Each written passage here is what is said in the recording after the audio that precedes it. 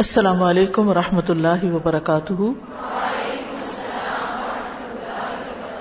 کیا حال ہے سب کا؟ الحمدللہ. کل کی احادیث کچھ یاد کی آپ نے؟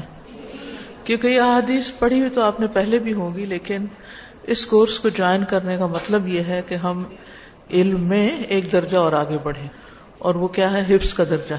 ٹھیک ہے، تو گھر جا کر اگر آپ ان احادیث کو چند دفعہ بھی دہرائیں تو انشاءاللہ تعالیٰ آپ کو یاد ہو جائیں گی. اور پھر کل کو اگر آپ کسی کو بھی کوئی دلیل دینا چاہیں تو بجائے اس کے کہ ترجمہ یا مفہوم یا اس طرح بات کریں، آپ کو حدیث بھی آتی ہو. آج بھی میں بہت زیادہ وضاحت نہیں کروں گی، کیونکہ ہم چاہیں گے کہ زیادہ سے زیادہ میکسیمم احادیث ہم آگے تک پڑھ سکیں، اور آپ کے حصہ کا کام زیادہ ہے کیونکہ کورس آپ کر رہے ہیں، اور وہ حصے کا کام یہ کہ آپ نے حدیث زبانی یاد کرنی ہے. کل میں اس سے زیادہ ہاتھ کھڑے دیکھوں، کوئی بہت بڑی بات نہیں. یہاں سے گھر تک جانے کا جو فاصلہ ہے، اگر صرف اس فاصلے کو بھی آپ حفظ حدیث میں استعمال کر لیں تو انشاءاللہ بہت فائدہ ہوگا. اور پھر آپ دیکھیے کہ ہر حدیث کے یاد کرنے میں جب آپ صلی اللہ علیہ وسلم پڑھتے ہیں تو پھر درود شریف پڑھنے کا ثواب بھی ہوتا ہے اور اس سے رحمتیں اور برکتیں آتی. چلیے آگے چلتے ہیں. نحمده ونصلي على رسوله الكريم، اما بعد فاعوذ بالله من الشيطان الرجيم. بسم الله الرحمن الرحيم. رب اشرح لي صدري ويسر لي امري واحلل عقدة من لساني يفقهوا قولي. یا اللہ، یا رب العالمین، اس علم کے حاصل کرنے میں ہم سب کی نیت کو خالص کر دے. ہم تیری خاطر اس علم کو حاصل کریں اور عمل کی نیت سے حاصل کریں. حدیث نمبر 5، نبی کریم صلی اللہ علیہ وسلم کی اطاعت. عن ابی ہریرہ رضی اللہ عنہ ان رسول اللہ صلی اللہ علیہ وسلم قال.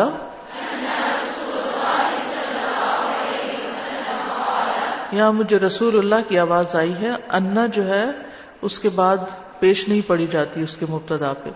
ان رسول اللہ صلی اللہ علیہ وسلم قال.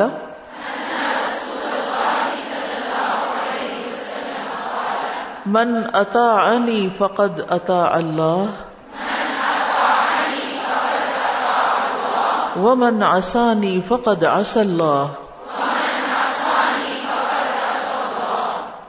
کتاب الاحکام، بخاری ہی کی روایت ہے. ابو ہریرہ رضی اللہ عنہ سے روایت ہے کہ رسول اللہ صلی اللہ علیہ وسلم نے فرمایا، جس نے میری اطاعت کی تو یقیناً اس نے اللہ کی اطاعت کی، اور جس نے میری نافرمانی کی تو یقیناً اس نے اللہ کی نافرمانی کی. تو اس سے پتہ چلتا ہے کہ رسول اللہ صلی اللہ علیہ وسلم کی نافرمانی کوئی معمولی گناہ نہیں ہے، کوئی معمولی چیز نہیں ہے، کیونکہ آپ نے جو کچھ ہمیں بتایا وہ اپنی طرف سے نہیں تھا، بلکہ اللہ سبحانہ وتعالیٰ نے ان کو سکھایا تھا. اور اطاعت کا مطلب ہوتا ہے کہ حکم شرعی کے موافق کام کرنا، جس چیز کا حکم دیا گیا ہے اس کو بجا لانا، اور جس سے منع کیا گیا اس سے بچ جانا. اور اس کا اپوزٹ نافرمانی ہوتا ہے، عصیان ہوتا ہے. قرآن مجید کی متعدد آیات اس کی اہمیت کی طرف اشارہ کرتی ہیں. مثلا سورۃ النساء میں آتا ہے، من یطع الرسول فقد اطاع اللہ. جس نے رسول کی اطاعت کی تو اس نے دراصل اللہ ہی کی اطاعت کی. اور پھر یہ اطاعت بڑے بڑے احکامات میں تو ہے ہی ہے، جیسے نماز، روزہ، حج، زکوٰۃ وغیرہ میں، یا حقوق العباد کی بعض باتوں میں، لیکن چھوٹی چھوٹی چیزوں میں بھی آپ صلی اللہ علیہ وسلم کے طریقے پر چلنا ضروری ہے. آپ کی پسند کو اپنی پسند بنا لینا یہ بہترین کاموں میں سے ہے، کیونکہ رسول اللہ صلی اللہ علیہ وسلم بہترین اسوہ حسنہ تھے، اللہ کے محبوب تھے. تو پھر ہمیں بھی اللہ کی محبت پانے کے لیے آپ جیسے اعمال کرنے چاہیے. صحابہ کا طریقہ یہ تھا کہ جو چیز نبی صلی اللہ علیہ وسلم پسند کرتے تھے وہ بھی پسند کرنے لگتے تھے. جیسے حضرت انس کہتے ہیں کہ ایک آدمی نے رسول اللہ صلی اللہ علیہ وسلم کی دعوت کی تو میں بھی آپ کے ساتھ چل پڑا. آپ کے خادم تھے، آپ کے ساتھ رہتے تھے. آپ کے سامنے شوربہ رکھا گیا جس میں کدو پڑے ہوئے تھے. رسول اللہ صلی اللہ علیہ وسلم اس میں سے کدو کھانے لگے. آپ کو کدو بہت پسند تھا. انس کہتے ہیں جب میں نے یہ دیکھا تو میں آپ کے سامنے کدو کرنے لگا، یعنی چن چن کے آپ کے آگے کرنے لگا، اور میں نے وہ خود نہ کھائے، یعنی آپ کو پسند آئے آپ کھا لیں. یہ محبت ہوتی ہے نا، محبت قربانی مانگتی ہے. اور محبت کو ثبوت قربانی کے ساتھ دیا جاتا ہے کہ انسان دوسرے کو اپنے اوپر پھر فوقیت دینے لگتا ہے، ترجیح دینے لگتا ہے، ایثار کرنے لگتا ہے۔ انس فرماتے ہیں کہ اس کے بعد میں ہمیشہ کدو پسند کرنے لگا، جو کھانا بھی میرے لیے تیار کیا گیا اور جتنا مجھ سے ہو سکا میں نے اس میں کدو کو ضرور شامل کر لیا۔ اور آج آپ دیکھیں کہ جدید تحقیقات کیا بتاتی ہیں کہ کدو بہت سی بیماریوں کا علاج بھی ہے، یعنی صحت مند نفع مند غذا ہے۔ تو یہ ایک چھوٹی سی مثال ہے ایک صحابی کی کہ کس طرح وہ صرف دین کے احکامات میں نہیں بلکہ آپ کی ذاتی پسند ناپسند کو بھی محبت کی وجہ سے اختیار کر لیتے تھے۔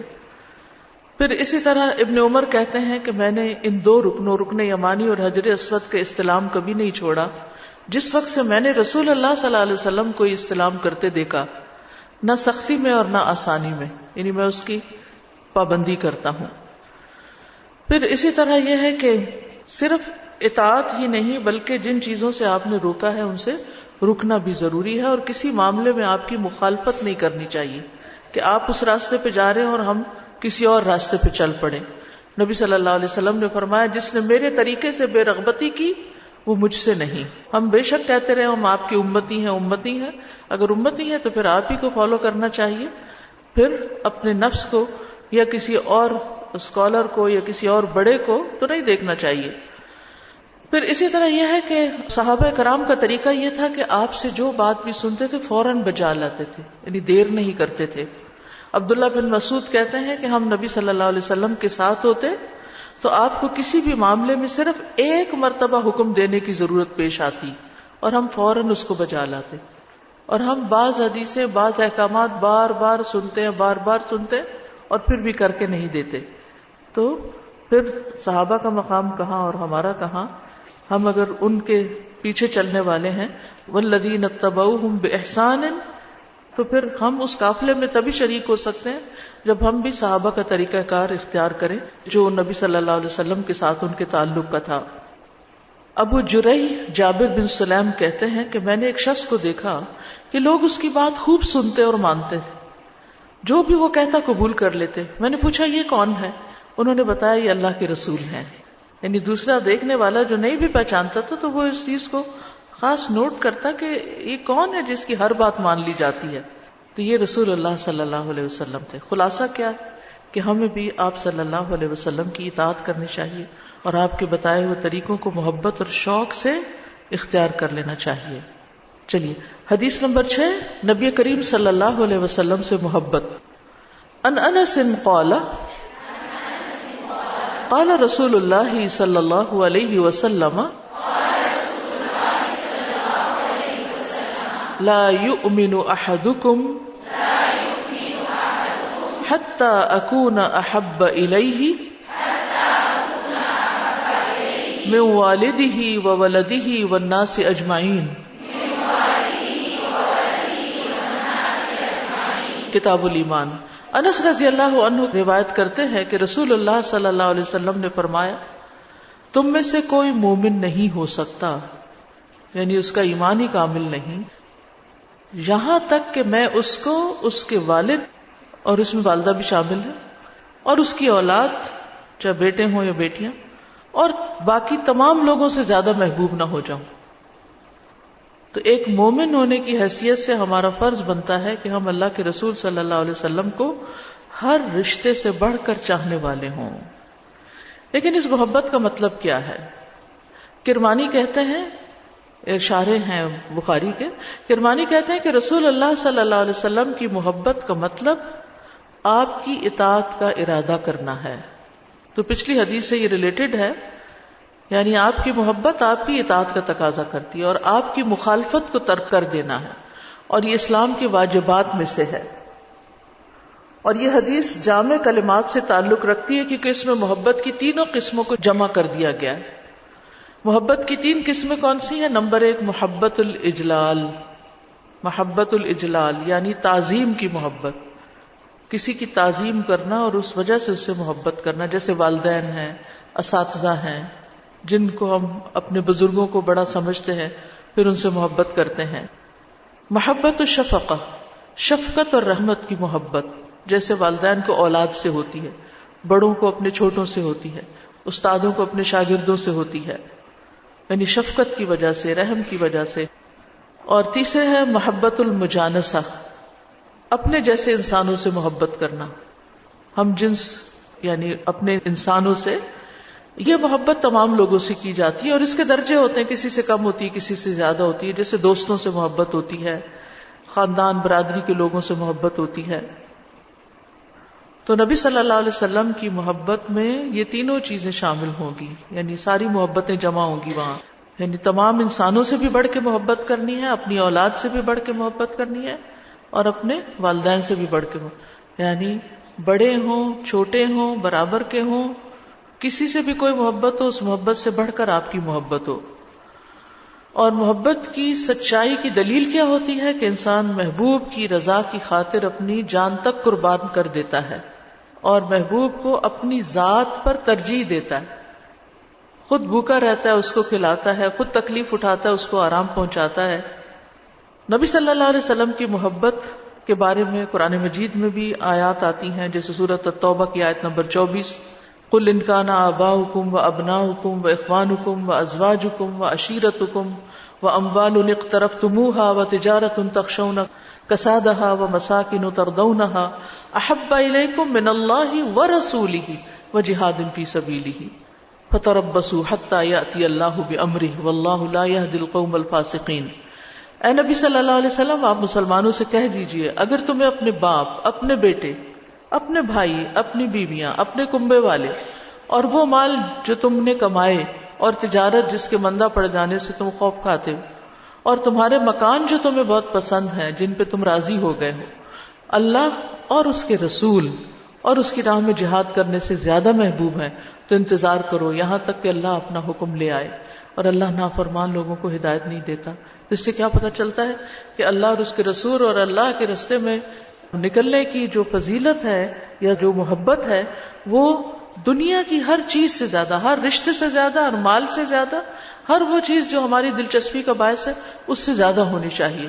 کہ ہم کسی بھی چیز میں مشغول ہوں، جب اللہ اور اس کے رسول کی پکار آئے تو ہم ان چیزوں کو چھوڑ کے اٹھ جائیں، چاہے نماز کی پکار ہے یا اللہ کے راستے میں نکلنے کی پکار ہے یا کسی کام کا حکم دیا جا رہا ہے یا کسی چیز سے روکا جا رہا ہے، تو اس چیز میں ہم لبیک کہنے والے ہوں، فوراً آگے بڑھ جانے والے ہوں. پھر اس سلسلے میں یاد رکھیے کہ اپنی جان سے بڑھ کر رسول اللہ صلی اللہ علیہ وسلم سے محبت لازم ہے. یعنی پہلے تو ہم نے والدین، اولاد اور سارے انسانوں کی بات کی، اور پھر ہمیں ایک حدیث سے یہ پتہ چلتا ہے کہ حضرت عمر رضی اللہ عنہ آپ کا ہاتھ پکڑے ہوئے تھے، تو عمر رضی اللہ عنہ نے عرض کیا یا رسول اللہ صلی اللہ علیہ وسلم، آپ مجھے ہر چیز سے زیادہ پیارے ہیں سوائے میری اپنی جان کے. تو آپ نے فرمایا سوچ لو عمر، اس ذات کی قسم جس کے ہاتھ میں میری جان ہے، تمہارا ایمان اس وقت تک مکمل نہیں ہو سکتا جب تک میں تمہیں تمہاری اپنی جان سے بھی زیادہ محبوب نہ ہو جاؤں. تو حضرت عمر نے پھر عرض کیا یا رسول اللہ، میں نے سوچ لیا، اللہ کی قسم آپ مجھے میری اپنی جان سے بھی زیادہ عزیز ہیں. فرمایا ہاں اب اے عمر، یعنی ایمان مکمل ہوا. پھر اسی طرح یہ ہے کہ نبی صلی اللہ علیہ وسلم کی محبت ایمان کی حلاوت عطا کرتی ہے. یعنی یہ محبت جو ہے اس کے اندر ایک خاص مٹھاس ہے، اور پھر یہ آپ کا ساتھ پانے کا ذریعہ ہے. یعنی قیامت کے دن ہم اس وقت آپ کے ساتھ ہوں گے جب آپ سے محبت کرتے ہوں گے. ابو ذر کہتے ہیں کہ میں نے عرض کیا یا رسول اللہ، ایک آدمی کسی قوم سے محبت کرتا ہے لیکن ان کے اعمال کرنے کی قدرت نہیں رکھتا. تو آپ نے فرمایا اے ابو ذر، آخرت میں تم اس کے ساتھ ہوگے جس سے تم محبت کرتے ہو. المرء مع من احبہ. اور اس دن صحابہ کرام بہت زیادہ خوش ہو گئے کیونکہ انہیں رسول اللہ صلی اللہ علیہ وسلم ہر چیز سے زیادہ محبوب تھے. تو ابو ذر نے اسی وقت کہا میں اللہ اور اس کے رسول سے سب سے زیادہ محبت کرتا ہوں. تو آپ نے فرمایا ابو ذر تم اسی کے ساتھ ہوگے جس سے تم محبت کرتے ہو. اب نبی صلی اللہ علیہ وسلم کی محبت کی علامات کیا ہیں؟ وہ محبت سچی کیسے ہوگی؟ ہم اپنے اندر کس طرح اپنا احتساب کریں، اپنا جائزہ لیں کہ ہم محبت کرتے بھی ہیں کہ نہیں. اس میں پھر وہی بات، سب سے پہلی چیز آپ کا اتباع، آپ کی فٹ سٹیپس کو فالو کرنا. جس طرح امام بخاری کے بارے میں دیکھا گیا تھا نا خواب میں کہ نبی صلی اللہ علیہ وسلم جہاں سے اپنا قدم مبارک اٹھاتے ہیں امام بخاری وہیں اپنا قدم رکھ دیتے ہیں. یعنی اتباع میں یہی چیز ہوتی ہے کہ فٹ سٹیپس کو فالو کرنا، نہ ادھر ہونا نہ ادھر ہونا، اسی رستے کو اختیار کرنا جس کی طرف رسول اللہ صلی اللہ علیہ وسلم جا رہے ہیں. دوسری چیز اس محبت کا تقاضا ہے کہ آپ کی عزت و توقیر کی جائے. یعنی یہ محبت ایسی نہیں کہ جیسے آپ کو اپنے بچوں سے ہوتی ہے اور آپ ان سے کھیل کود شروع کر دیتے ہیں، بلکہ اس محبت میں تعظیم ہے. یہ محبت التعظیم ہے. پھر آپ کی خاطر جان مال قربان کرنا، جیسے حضرت ابو بکر ہیں. رسول اللہ صلی اللہ علیہ وسلم نے فرمایا ابو بکر کے مال نے مجھے جتنا نفع پہنچایا اتنا کسی کے مال نے نفع نہیں پہنچایا. یہ سن کر ابو بکر رضی اللہ عنہ رونے لگ گئے. کہا اے اللہ کے رسول، میں اور میرا مال تو آپ ہی کا ہے، میں اور میرا مال تو آپ ہی کا ہے. کیا آج ہم یہ کہہ سکتے ہیں کہ میں اور میرا مال تو آپ ہی کا ہے، کہ جس راستے میں آپ کہیں گے میں خرچ کرتا چلا جاؤں گا؟ یا پھر ہم دین کو الگ کیے ہوئے، دنیا کو الگ کیے ہوئے ہیں، دین میں چند ریچولز نبھا لیتے ہیں اور جہاں تک مال کا تعلق ہے تو وہ صرف اپنی خواہشات پر خرچ کرتے ہیں. تو صرف اپنی خواہشات پر خرچ کرتے رہنا اور زبانی کلامی محبت کے دعوے کرنا یہ کافی نہیں، بلکہ آپ کی سنتوں کی ترویج میں مال خرچ کرنا، آپ کے لائے دین کو پھیلانے میں مال استعمال کرنا، یہ محبت کا تقاضا ہے. پھر ہے آپ کی سیرت پر چلنا، آپ کی سیرت کو اختیار کرنا. پھر ہر معاملے میں آپ کی اطاعت کرنا، چاہے نماز ہو چاہے حج ہو، لیکن یہ یاد رہے کہ آپ کی محبت میں غلو نہ ہو. یعنی بعض اوقات ہم جس سے محبت کرتے ہیں اس میں حد سے بڑھ جاتے ہیں، اور بعض کیسز میں نبی صلی اللہ علیہ وسلم کی محبت میں لوگوں نے جب کوئی ایسی بات کرنے کی کوشش کی کہ جس میں آپ کو آپ کے مقام سے آگے بڑھانے لگے تو آپ نے اس کی تردید کر دی. انس بن مالک کہتے ہیں کہ ایک شخص نے نبی صلی اللہ علیہ وسلم کو مخاطب کر کے کہا اے محمد صلی اللہ علیہ وسلم، اے ہمارے سردار، اے ہمارے سردار کے بیٹے، اے ہمارے بہترین اور ہم میں سے بہترین کے بیٹے، یا سیدنا وابن سیدنا وخیرنا وابن خیرنا، یہ الفاظ اس نے استعمال کیے. تو رسول اللہ صلی اللہ علیہ وسلم نے فرمایا اے لوگو، تقوی کو لازم کر لو، شیطان تمہارے ہوش گم نہ کرنے پائے. میں صرف محمد بن عبداللہ ہوں، اللہ کا بندہ، اللہ کا رسول ہوں. اللہ کی قسم مجھے یہ چیز پسند نہیں کہ تم مجھے میرے اس مرتبے سے بلند کرو جو اللہ عز و جل نے میرے لیے رکھا ہے. تو بعض اوقات ہم نعتوں وغیرہ میں اس طرح کے اشعار پڑھنے لگتے ہیں کہ جس میں آپ صلی اللہ علیہ وسلم کا مقام بعض اوقات نعوذ باللہ اللہ تعالیٰ کے مقام سے بھی آگے بڑھا دیتے ہیں، اور آپ کی قبر مبارک کا مقام عرش سے بھی آگے بڑھانے لگتے ہیں. تو یہ صریحاً شرک ہے اور بہت بڑی نافرمانی ہے، اور یہ محبت کا تقاضا نہیں بلکہ یہ غلو ہے، اور غلو ناپسندیدہ ہے، چاہے رسول اللہ صلی اللہ علیہ وسلم کی محبت میں ہو یا کسی اور کی محبت میں ہو. اور غلو کیا ہوتا ہے یاد رکھیے، کیونکہ بعض لوگ غلو کا مطلب نہیں سمجھتے لہذا ہر چیز کو غلو بنا دیتے ہیں. غلو ہوتا ہے کسی کو اس کے مقام سے آگے کرنا. مثلا نیک لوگوں، علماء، فقہاء، محدثین، مفسرین، علماء امت کا مقام نبی صلی اللہ علیہ وسلم سے آگے کر دینا، یہ غلو ہوتا ہے ان کی محبت میں. اور اسی طرح نبی صلی اللہ علیہ وسلم سے محبت میں غلو کیا ہے کہ آپ کا مقام اللہ تعالیٰ سے آگے بڑھا دینا، یا وہ اس سے آگے کر دینا جو اللہ نے آپ کا مقام رکھا ہے. یعنی آپ صلی اللہ علیہ وسلم کے ساتھ ایسی ایسی چیزیں منسوب کر دینا کہ جیسے ہر چیز آپ کے قبضے میں ہے اور آپ جو چاہیں کر سکتے ہیں، یا آپ نفع نقصان پہنچا سکتے ہیں. تو اس چیز کی ہمیں اجازت نہیں ہے. تو محبت کرنا لازم ہے لیکن غلو کرنا ناپسندیدہ ہے. یہ بات یاد رکھیے گا، کیونکہ بہت سے لوگ اس چیز کو سمجھتے نہیں اور وہ محبت میں اتنے آگے بڑھ جاتے ہیں، عقیدت میں اتنے آگے بڑھ جاتے ہیں کہ اللہ تعالیٰ کو ناراض کرنے والی باتیں کرنے لگتے ہیں. تو اعتدال ضروری ہے ہر محبت میں، اور خصوصاً نبی صلی اللہ علیہ وسلم کی محبت میں. یہ محبت کیسے پیدا ہوتی ہے؟ یہ محبت صرف سن سنا کے پیدا نہیں ہوتی. اس بارے میں نبی صلی اللہ علیہ وسلم کی سیرت کو پڑھنا، آپ کے اخلاق کے بارے میں جاننا، آپ کی احادیث کو پڑھنا، آپ کی قربانیوں کے بارے میں پڑھنا، آپ کی عبادت کے بارے میں جاننا، یہ تمام چیزیں محبت میں اضافے کا باعث بنتی ہیں. دیکھیے محبت کسی بھی چیز سے کب ہوتی ہے؟ جب ہمیں اس کی کوئی خوبی بھا جاتی ہے. یعنی کسی انسان سے کیوں محبت ہوتی ہے؟ اس کی کوئی ادا اچھی لگتی ہے، اس کی کوئی چیز پسند آ جاتی ہے، اس کی مثلا شکل ہی اچھی لگتی ہے، یا اس کی کوئی بات اچھی لگتی ہے، یا اس کا کوئی سٹائل اچھا لگتا ہے. اب آپ دیکھیں لوگ جو سیلیبریٹیز کے پیچھے بھاگ رہے ہوتے ہیں، فینس بنے ہوئے ہوتے ہیں، اس میں کیا ہوتا ہے بعض اوقات وہ جانتے بھی نہیں ان کے بارے میں زیادہ، صرف ان کا سٹائل، ان کے کپڑے پہننے کا انداز، ان کے میک اپ کا اور ان کی چال ڈھال، اسی کو دیکھ کے مرے مٹے جاتے ہیں. تو یعنی یہ سبب بنتا ہے صحیح یا غلط محبت میں مبتلا ہونے کا. تو نبی صلی اللہ علیہ وسلم کی اصل سچی محبت اس وقت تک حاصل نہیں ہو سکتی جب تک ہم آپ کو جانیں گے نہیں، اور آپ کے اخلاق اور آپ کی قربانیاں جب تک ہم پڑھیں گے نہیں. تو اس لیے سیرت کا مطالعہ کرتے رہنا، احادیث کو پڑھتے رہنا، ان میں غور و فکر کرنا، ان سے اسباق حاصل کرنا، ان کو اپنی عملی زندگی میں لانا، یہ دراصل آپ کی محبت کا تقاضا ہے، اور اس سے محبت پیدا ہوگی. اس کے بغیر اگر ہم کہتے بھی ہیں تو اوپر اوپر سے. اور پھر یہ کہ درود شریف پڑھنا بھی بہت فائدہ مند ہوتا ہے، اور اگر اس کی کثرت کر دی جائے تو اس سے بھی دل کے اندر ایک خاص کیفیت آپ کے لیے پیدا ہوتی ہے. اور ویسے بھی دیکھیے درود شریف جو ہے وہ محبت کی وجہ سے ہی پڑھا جاتا ہے، صرف حکم سمجھ کے پڑھنا یا اپنے فائدے حاصل کرنے کے لیے. کیونکہ بہت سے لوگ درود شریف اس لیے پڑھتے ہیں کہ ان کے مسائل حل ہو جائیں گے. اچھی بات ہے، یعنی نبی صلی اللہ علیہ وسلم ہمارے محسن، ہم آپ کے لیے دعائیں کرتے ہیں، اس کے نتیجے میں ہم پر بھی رحمت آ جاتی ہے. لیکن صرف اس مقصد کے لیے درود نہیں پڑھنا چاہیے، بلکہ آپ کے احسانات کو یاد رکھتے ہوئے، آپ کا شکریہ ادا کرتے ہوئے آپ کے حق میں دعائیں خیر کرنی چاہیے، کہ جن کے بارے میں فرشتے بھی درود پڑھتے ہیں اور ان کے لیے دعائیں خیر کرتے ہیں، اور اللہ تعالیٰ جن کا ذکر خیر ملائے اعلیٰ میں کرتے ہیں، پھر ان کے بارے میں ہمیں تو بہت زیادہ کرنا چاہیے، کیونکہ سب سے زیادہ تو احسان آپ کا بنی نوع انسان پر ہے، ہم پر ہے. ٹھیک جی استاذہ، وہ ایک آیت ذہن میں آ رہی تھی، قُلْ إِن كُنتُمْ تُحِبُّونَ اللَّهَ فَاتَّبِعُونِي، کہ اگر تم چاہتے ہو کہ اللہ تم سے محبت کرے تو میری اتباع کرو. تو وہ میری ذہن میں آ رہی تھی کہ سب چاہتے ہیں نا کہ اللہ اس سے محبت کرے، تو اللہ سبحانہ تعالیٰ نے پھر وہ بہترین کردار سامنے رکھا کہ اتباع کے لیے پھر اللہ کی محبت کے لیے رسول کی محبت ضروری ہے. بالکل. السلام علیکم استاذہ. وعلیکم السلام.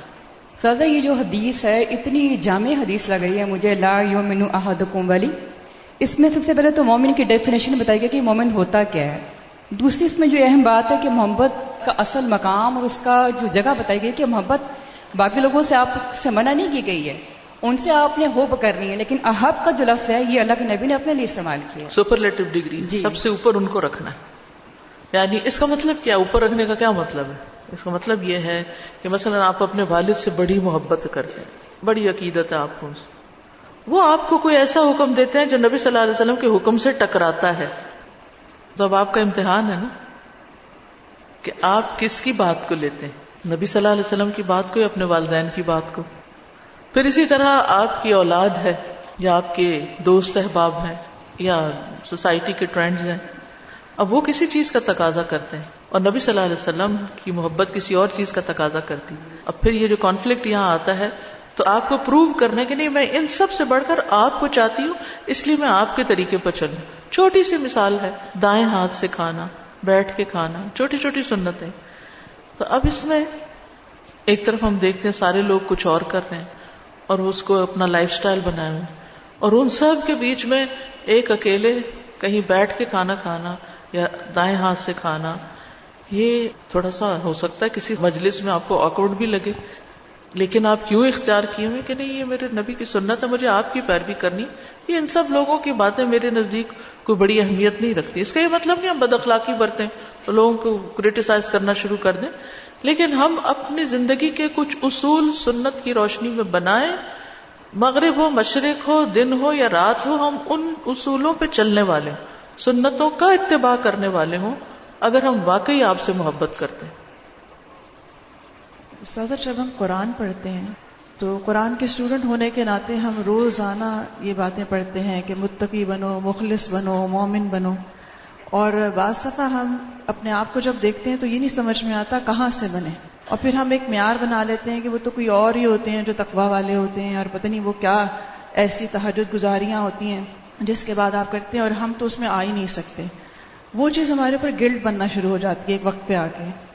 تو قرآن پڑھنے کے بعد سیرت نبوی پڑھنا جب ہوا اور بار بار ہوا تو اس سے اندازہ یہ ہوا کہ وہ آپ کو یہ سکھاتا ہے کہ متقی مخلص مومن بننا کیسے ہے. اور وہ زیادہ تر اگر دیکھا جائے تو وہ عام معاملات میں، وہ ڈیلی لائف میں جب آپ تقویٰ چھوٹی چھوٹی بات میں آتا ہے تب وہ شخص خود بخود متقی بن جاتا ہے، وہ مخلص بن جاتا ہے. اور ہم جب اسے کہیں اور ہی تلاش کرتے ہیں، کسی خلا میں تلاش کرتے ہیں، تو پھر ہم گلٹ میں جاتے ہیں. تو یہ آپ نے بہت اچھی بات یاد کروائی کہ سیرت نبی کو ایک دفعہ نہیں بار بار جب پڑھنا ہوتا ہے تو میں نے خود تجربہ یہ کیا الحمدللہ کہ وہ سیرت کی چیزیں آپ کے اپنے اندر ڈھلنا شروع ہو جاتی ہیں. وہ کردار جو اس کو آپ بار بار ذکر کرتے ہیں یا بار بار پڑھتے پڑھاتے ہیں وہ آپ کے اندر تحمل اور وہ چیزیں لانا شروع کر دیتا ہے. شکر. اس سورہ بنی اسرائیل میں اللہ سبحانہ تعالیٰ نے فرمایا نا کہ اِنَّ فَضْلَهُ كَانَ عَلَيْكَ كَبِيرًا. آپ صلی اللہ علیہ وسلم کو فرمایا کہ آپ کے پر ہمارا فضل بہت بڑا ہے. اور سورہ الاحزاب میں اللہ تعالیٰ کہتے ہیں وَبَشِّرِ الْمُؤْمِنِينَ بِأَنَّ لَهُم مِّنَ اللَّهِ فَضْلًا كَبِيرًا. یعنی آپ صلی اللہ علیہ وسلم جو ہے وہ ہمارے لیے فضلاً کبیرہ ہے.